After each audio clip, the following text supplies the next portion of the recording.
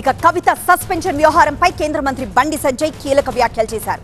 కాళేశ్వరం అవినీతి నుంచి ప్రజల దృష్టిని మళ్లించేందుకే కాంగ్రెస్ బీఆర్ఎస్ కలిసి నాటకమాడుతున్నాయని ఆరోపించారు. ఈ రాజకీయ డ్రామా ద్వారా తెలంగాణ ప్రజలను మభ్యపెట్టే ప్రయత్నం జరుగుతోందన్నారు. అయితే ప్రజలు ఈ నాటకాలను స్పష్టంగా అర్థం చేసుకుంటున్నారని తెలిపారు. కవిత రాజీనామాతో తెలంగాణ ప్రజలకు ఎలాంటి ప్రయోజనం లేదని బండి సంజయ్ స్పష్టం చేశారు.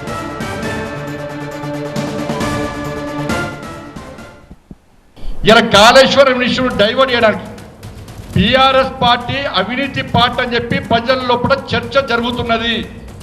దాని నుంచి డైవర్ట్ చేయడానికి కాంగ్రెస్ పార్టీలోని కొంతమంది నాయకులు బీఆర్ఎస్ పార్టీ నాయకులతో కుమ్మక్కై ఒక స్ట్రాటజీ, ఒక ప్లాన్ ప్రకారం ఆ ఇష్యూని డైవర్ట్ చేసి కవిత గారి ఇష్యూను ముందు తీసుకొచ్చి ఇలా కుటుంబం లోపల జరిగేటువంటి ఒక పార్టీ అంతర్గత విషయాన్ని ఒక సమస్యగా చర్చ జరిగేటువంటి అవకాశం ఇవాళ కొంతమంది ఇస్తున్నారు. ఇవాళ చర్చ దేని మీద జరగాలి?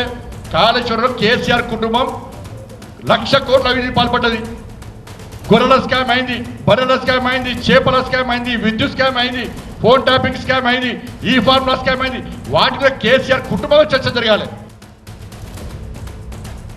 మా ప్రతినిధి విద్యాసాగర్ మరింత సమాచారం అందిస్తారు. విద్యాసాగర్, కాళేశ్వరం అవినీతి నుంచి ప్రజల దృష్టిని మళ్లించేందుకే ఇటు కాంగ్రెస్ అలానే బీఆర్ఎస్ కలిసి నాటకమాడుతున్నాయని బండి సంజయ్ కామెంట్ చేశారు. ఇంకా బీజేపీ నుండి ఎలాంటి రియాక్షన్స్ వస్తున్నాయి?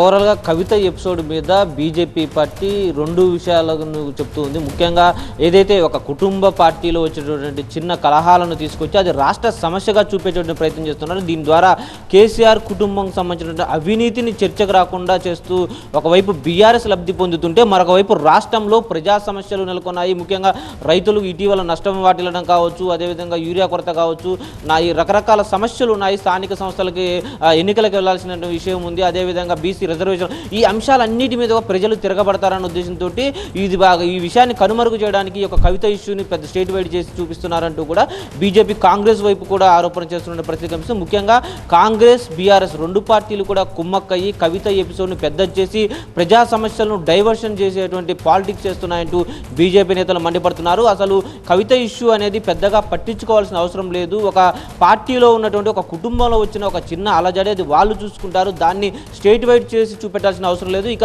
దీంట్లోనే కవిత ఈరోజు మాట్లాడినటువంటి వ్యాఖ్యలో కొంతమంది బీజేపీ నేతల పేర్లను కూడా తీసుకున్నటువంటి నేపథ్యం కనిపిస్తుంది. దీంతో వారు కూడా స్పందించారు. బీజేపీలో బీఆర్ఎస్ నుంచి బీజేపీలో చేరిన నేతలంతా కూడా ఈ యొక్క కుటుంబం ఒక కుటుంబ కబంధ ఆస్థాల్లో ఒక పార్టీ ఉన్నప్పుడు అక్కడ ఎదుర్కొన్నటువంటి ఇబ్బందులు ఇప్పుడు కవితకు గుర్తొచ్చాయా, గతంలో గుర్తు రాలేదా అన్నటువంటి అంశాన్ని వారు స్పష్టంగా ప్రశ్నిస్తూ ఆమె చెప్పింది ఒక వంతు మాత్రమే, ఇంకా చాలా అవినీతి అంశాలు ఆమె బయట పెట్టాల్సినటువంటి అవసరం ఉంది, అవన్నీ కూడా త్వరలో బయట పెడతారన్నటువంటి ఆశాభావాన్ని బీజేపీ నేతలు వ్యక్తపరిచారు. అయితే ఇక్కడ ఒక పార్టీలో జరుగుతున్న అంశాన్ని కాకుండా ఏదైతే గత బీఆర్ఎస్ హయాంలో జరిగినటువంటి అవినీతి ఏదైతే ఉందో దాన్ని అంతా కూడా ఒక్కొక్కటిగా బయట పెట్టాలి, కవిత చేసినటువంటి ఆరోపణల మీద సిబిఐ ఎంక్వైరీ లేదంటే విచారణలు జరపాలంటూ కూడా బీజేపీ ఎంపీ రఘునందన్ రావుతో పాటు మిగిలిన వారు కోరారు. ఇక బీజేపీ రాష్ట్ర అధ్యక్షుడు రామచంద్రరావు కూడా స్పందించారు ఇదే విషయం మీద.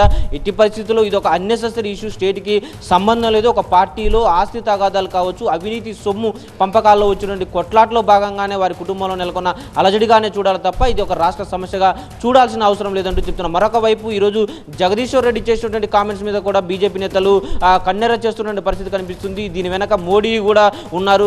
జాతీయ రాజకీయాల్లో ఎక్కడ కేసీఆర్ తమ చక్రం తిప్పుతారన్నటువంటి అంశాల మీద మోడీ చంద్రబాబు నాయుడు గారు కలిసి కుట్ర చేస్తున్నారన్న అంశం మీద అసలు రాష్ట్రంలోనే బీఆర్ఎస్ అనే పార్టీ కనుమరుగైపోయే పరిస్థితి ఉంది. త్వరలోనే అంతర్ధానం కాబోతుంది. అలాంటి పార్టీ జాతీయ స్థాయిలో ఎక్కడ ఉంటుందన్నటువంటి ఎద్దేవా కూడా బీజేపీ నేతలు చేస్తున్నటువంటి పరిస్థితి మనకు కనిపిస్తుంది.